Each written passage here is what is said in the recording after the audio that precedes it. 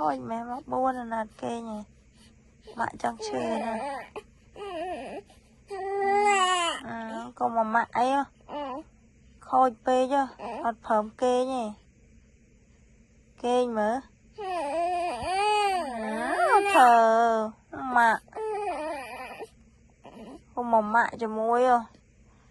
mẹ đá rằng mà vô coi còn coi tao vì mong mình đọc là nó mọc buôn ở đây tiền cái sầm tay nha thôi vô mấy cái lơ khôi nha khôi